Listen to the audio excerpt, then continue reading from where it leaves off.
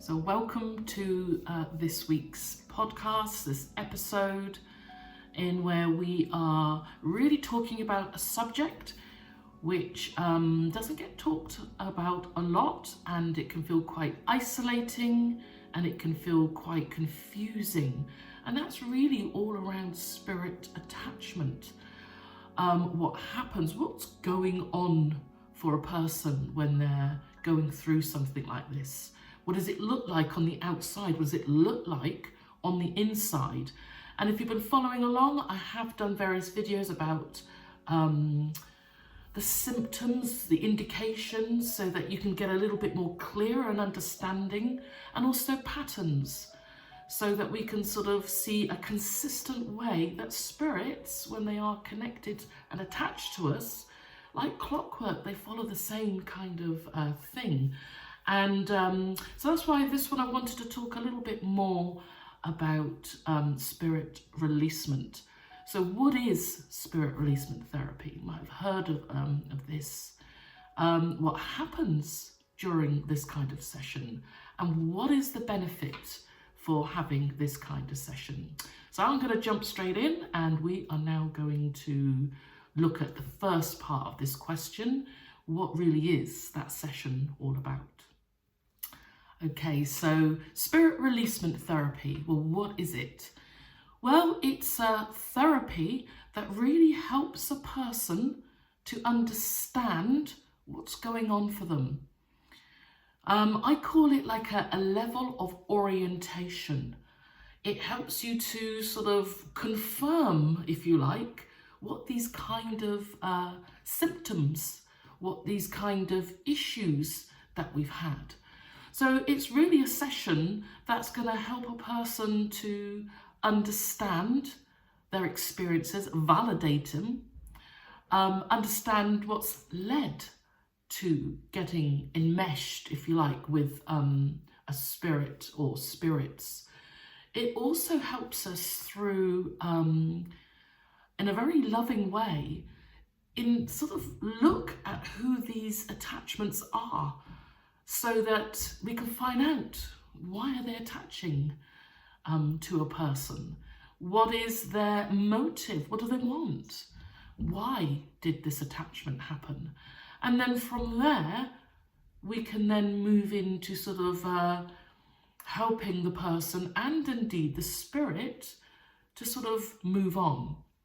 And it's quite interesting. What this session isn't is like a banishment, you know, where I must admit, before this experience, I didn't really kind of know too much about it. When I was working with spirits, releasing them to the light, I was doing it very much through the Akashic records. It was pretty much a distance. I could feel energies. I could help them, but it felt very much that they were outside. Whereas if you've been following along, you would have realised that, you know, I've been quite open and talking about this kind of experience, because that shift felt more that they were more inside. Somehow they were sort of within my aura. They were sort of like feeding off of me. They had a level of intrusion that I just never thought was possible and even realised that that could have happened, because I'd pretty much up until that point, I felt very much in control. So, you know, it was quite a difficult sort of time in my life going through that, but it really served as a purpose in terms of helping me to understand and helping others when they're going through this kind of experience. So what I like about the spirit releasement therapy, it's not what I previously thought is as a banishment. Somebody's got power to release and everything's back to normal, and you wouldn't necessarily know why it was, it's gone. Whereas this is not how it works. Sometimes it can be quite sort of, I would use the word convoluted, in terms of why are they attaching, who are they to us? And I kind of wanted to share a little bit as well about my experience when I tried the hypnosis, because I wanted to see, does this stuff work? I like to sort of see for myself, because once I know it works, then I know it's going to help those of you as well. So this brings us, really kind of leads us into the next bit, what happens during a spirit releasement session. So a number of things is going on during this kind of session. For example, we are using and getting more information from a different part of the mind. And what that looks like is getting ourselves into a meditative, hypnotic state. Because from there, and through personal experience, from there, I felt brave enough for them to really step forward so that I could view them. Not only that, there is that support of spirit guides, and also having the higher self, the bigger me, if you like, that was able to look at it from a different perspective, not from a fear and sort of like a worry, but also looking at it from a different lens so that you can understand what's going on.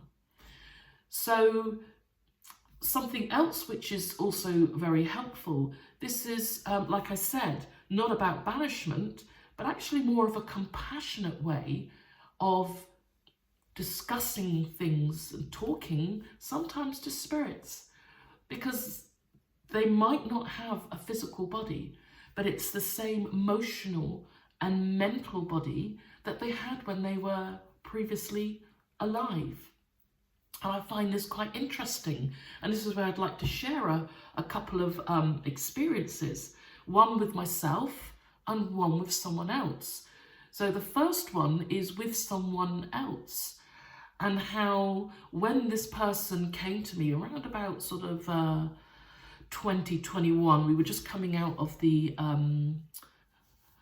COVID, and he was in a lot of distress. He sat and basically said, literally blew everything all out, and it was all to do with a lot of psychic attack energies around him, and they were really escalating in where he was living. So at that time, we just had a Reiki session because he was quite sort of overwhelmed with what was going on. And once we had the session, he said that he'll come back. And I said, look, we've got this kind of thing of learning how to connect him with the light, teaches us boundaries and that sort of stuff. And then there was also the Akashic records. So what he did then was came and did the in-person Reiki course. So from there, he was able to sort of understand energetically that what he was going through was real. Because that's one of the things that he kind of sort of said, you know, am I making this up? You know, I can sense things, I can feel things, I can see things. He was very visual. And a lot of this stuff was quite disturbing. And that's some of the symptoms that I talk about in previous podcasts, where these symptoms are very specific, and the patterns that they use. So anyway, just to sort of move this along, when we had his Akashic record reading, that really sort of opened a lot up for him. And it was really an honor to sort of see, just really from a different lens, what was going on. Now, one of the things with this particular person is that he was part of the third order of the soul. Now, what that looks like is mediumship. But he hadn't quite sort of realised at that point. So in other words, there's a clear channel to hearing spirits. Whereas at that point, he was too busy sort of going with the mind chatter, being overwhelmed, pretty much being told what to do and trying to work through that. And there was no boundaries in it. So what the Reiki Usui method helped him do was to put boundaries in place. But then understanding that from a soul perspective, that we attract souls that are no longer are here, and they know these kind of souls as well. So that was quite sort of sobering for him. Something else that came out from that was that there was a past life where these souls were still, if you like, part of him, and in that life, and what obviously transpired, what went down for him, he was able to sort of understand and get a different viewpoint, and understanding why in his present life that these souls are still basically attached, and they're kind of niggling him, because this was very much nagging, wanting to communicate and wanting information. He was still trying to figure it out. But I just thought how powerful that really was, and how that once we understand, once we get into what's not the symptoms, but really what's behind it, how incredible this is. Now, fast forward when in 2023, where I was able to start looking at this because I had my own experience, and very kindly had a friend who was also a QHHT practitioner, and we both do the Dolores Cannon past life regression. So I thought, I'm going to try this. I'm going to see what happens when we go into this meditative state. And it was really incredible. It was really powerful. Going into this meditative state, the warmth, the protection that's around us. And then we're able to sort of see the spirits, what they are. Now, I was still kind of apprehensive and still working through this, but it was quite interesting that one of the spirits that were attached to me actually transpired that we had a life together. And in that life, it looked like I'd had enough of whatever was going on. I didn't fully quite understand it then, because I could, and this is what's so beautiful about the subconscious. It gives us enough which we can digest, and then we can get some more information that comes along. But it was enough for me to know that we had that life. I hurt him and I took his life, and he was angry. And I couldn't work out why there was so much anger there from him. But when that sort of stepped forward and I was able to see part of what was going on, that just made me realize this is really powerful. This is not banishment. This is helping us to understand from a far deeper lens, if you like, why this all happens. So with this one, later on, I was able to sort of, through the Akashic Records, I feel like I had the courage then to sort of what went down. So I was able to view it honestly, what went down. And then I understood where the anger come from. And if you like a little bit more understanding and a little bit more compassion, the fact that sometimes when we've had a life, or we've hurt somebody, or they've hurt us, that sticks. And when that sticks, we don't necessarily want to go home to the light. So that's when we get stuck. That's when we get enmeshed. And that's quite often where a lot of attachments start, or they attach because they love the person. And if any one of you, you know that when you have a bereavement, there is a natural process where there is the energy there. And then they step away and just allow us and view us from a distance. But sometimes that enmeshment or that natural sort of releasement doesn't happen. So it just got me to understand and got me to realize that there are many reasons why attachments can happen. So this is done in a very protective environment. In other words, this space is very intentional. It holds that light.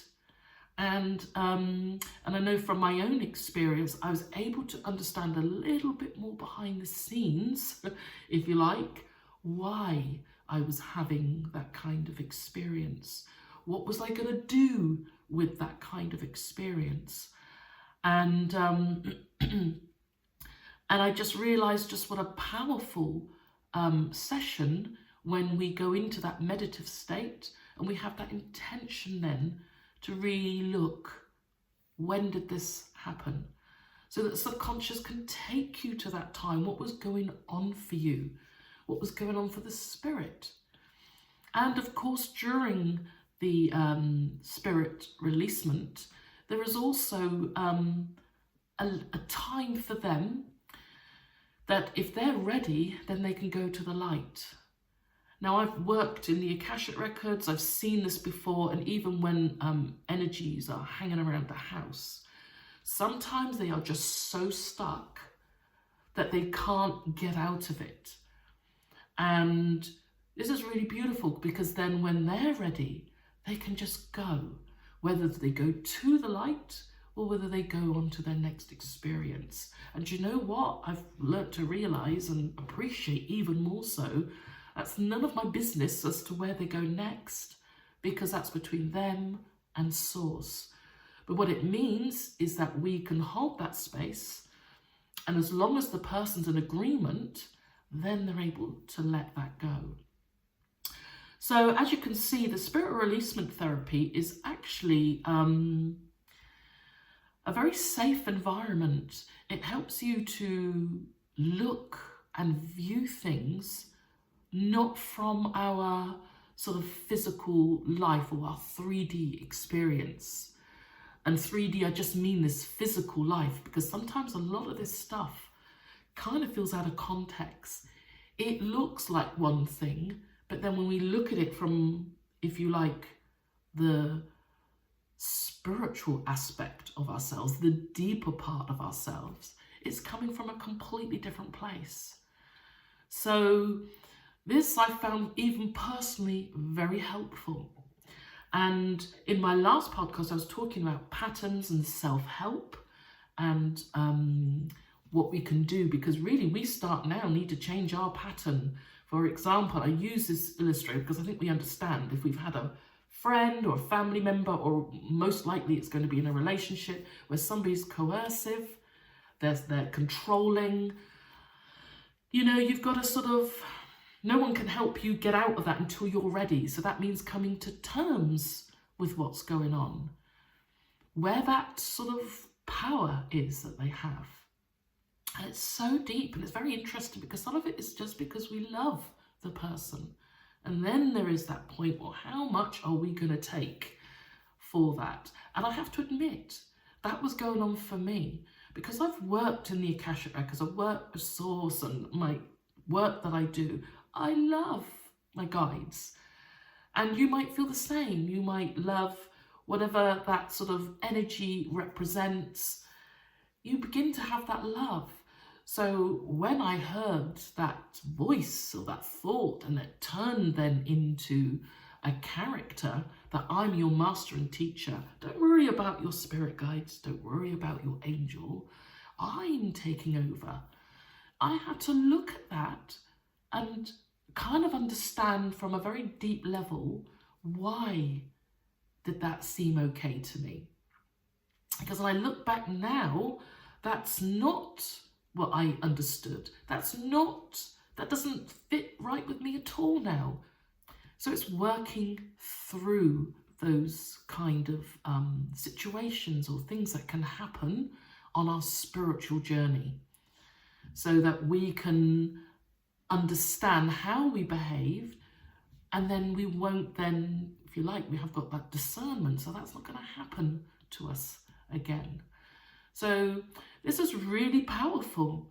This is something that I've tried and I've tested, and something else as well. And that's all to do with the benefits of looking and having this kind of session. Okay, so the benefits of having spirit releasement therapy. That is really to how this kind of session is put together. So it's more about us finding out about ourselves, validating, if you like, this kind of experience, looking at our part. What did we do? How did we invite them in, whether it's on a conscious level?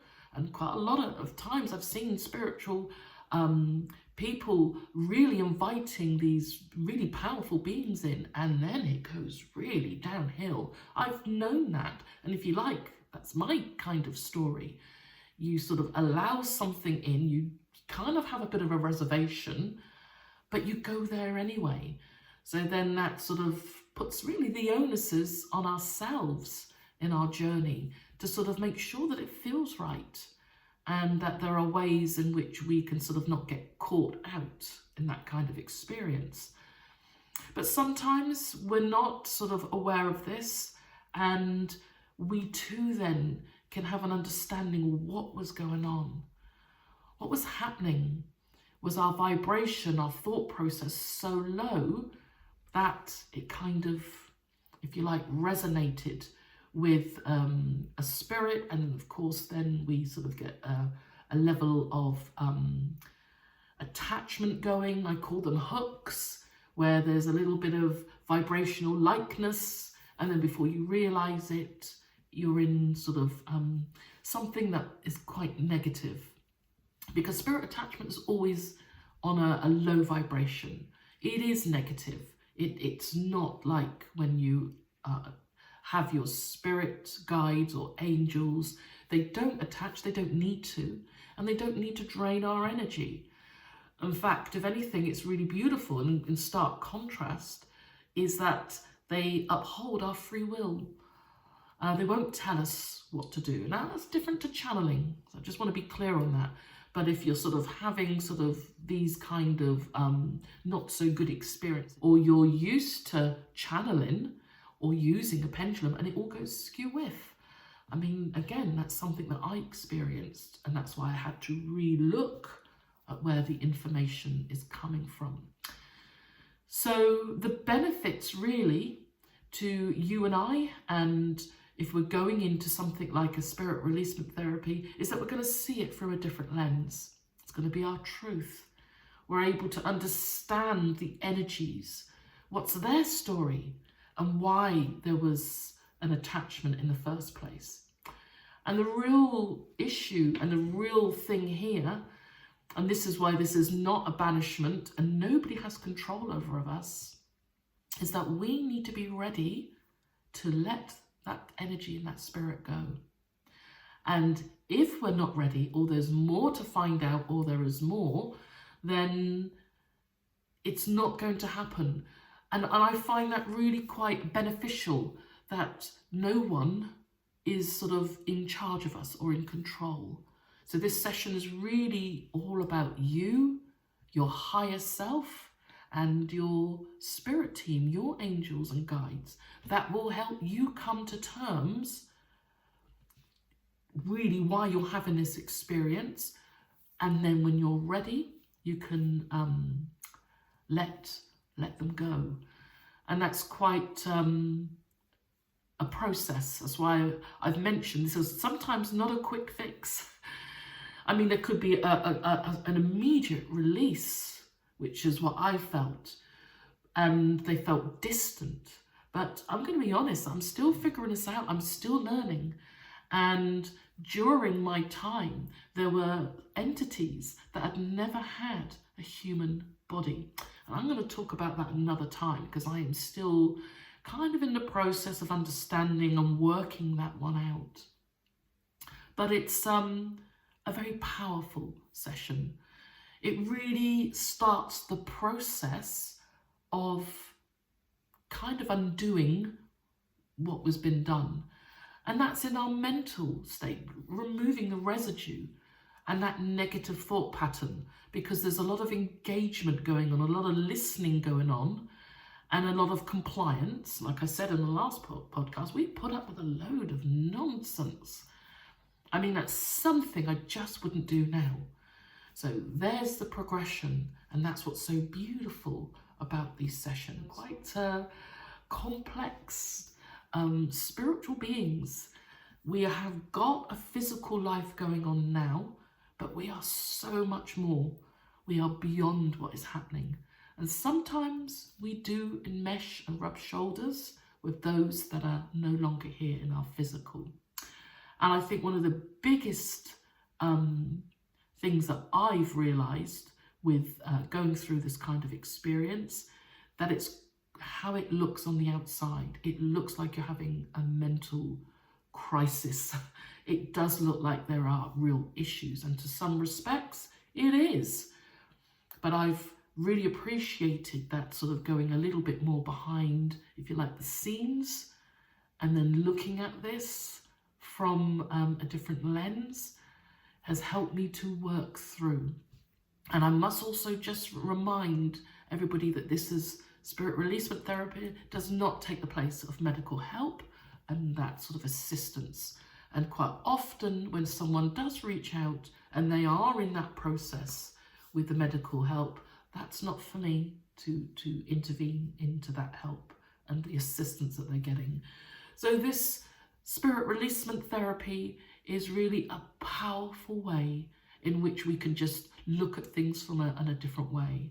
And it works in terms of understanding things and our behaviour. Understanding, which I would just touched on in the last podcast, the difference between a low thought, a negative self-talk, where we're in that sort of bit, to when things escalate.